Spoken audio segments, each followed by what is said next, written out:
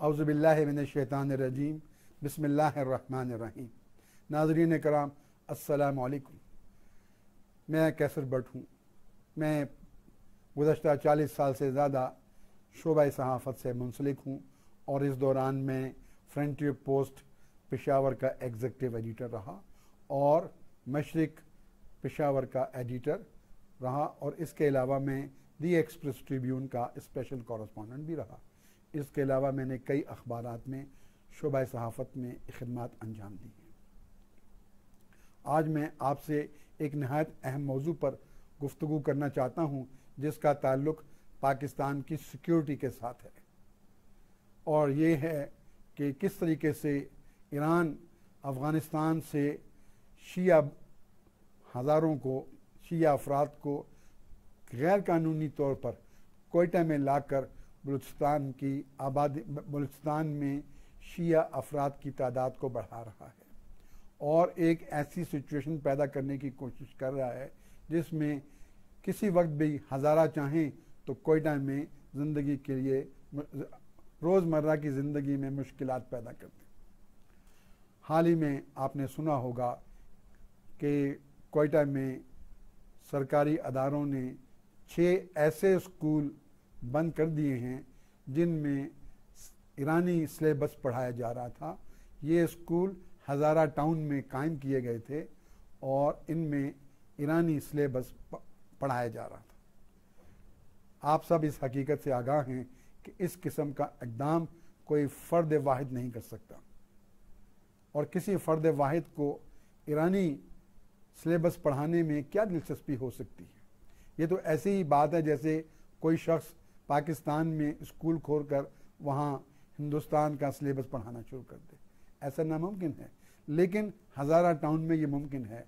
हज़ारा town एक no go area है जहाँ पर ईरान ने ऐसे लोगों को अफ़गानिस्तान से लाकर आबाद किया है जिनका ताल्लुक़ शिया हज़ारा कम्युनिटी से है और ये एक बहुत मजबूत ग्रुप है।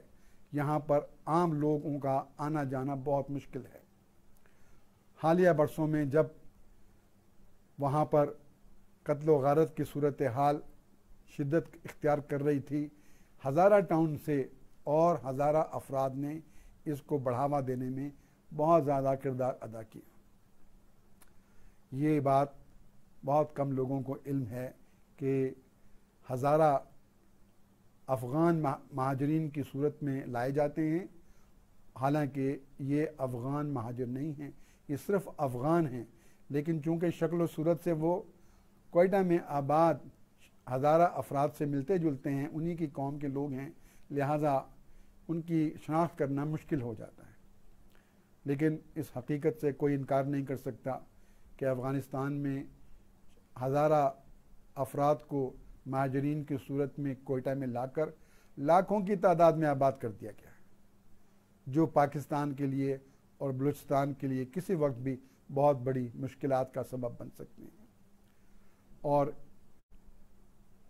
पाकिस्तान में कौमी सलामती के अदारे इस हकीकत से बहुत अच्छी तरह वाकिफ़ हैं कि ईरान पाकिस्तान में मुनाफरन तफरकाबाजी और फ़िरका वाराना फसादात में मुलव्विस हैं और एक मरतबा उस वक्त के वफाकी वज़ीर दाखिला चौधरी निसार ने पार्लियामेंट में कहा था कि सऊदी अरब और ईरान पाकिस्तान को अपनी प्रॉक्सी वार के लिए मैदान जंग के तौर पर इस्तेमाल कर रहे हैं।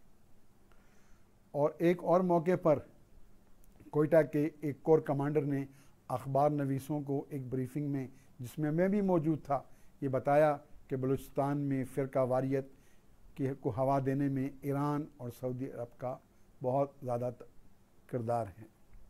आपको ये भी इल्म होगा कि बहुत से हज़ारा अफराद और शिया अफराद बाकायदगी से मुल्क शाम और दूसरे ममालिक में जाते हैं और वहाँ जाकर वो ईरान के मफादात के लिए जंग में हिस्सा लेते हैं। जब वो जंग से वापस आते हैं तो यहाँ उनके मुखालिफिन उन पर हमला कर देते हैं और उनके लिए मुश्किलात पैदा करते हैं और कत्ल व गारत होती है।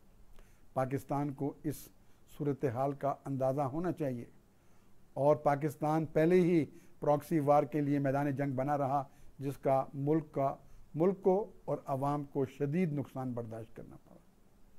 हुकूमत को चाहिए कि वो इस गैर कानूनी आमदोरफ्त को रोके और ख़ुसूसन ईरान के किरदार पर कड़ी नज़र रखी जाए कि वो पाकिस्तान में शिया सुन्नी फसादात को बढ़ाने में अहम किरदार अदा करता रहा है, और जब तक आगे बढ़कर इस हाथ को नहीं रोका जाएगा, पाकिस्तान में अमन व अमान का मसला हमेशा एक बड़ा चैलेंज रहेगा।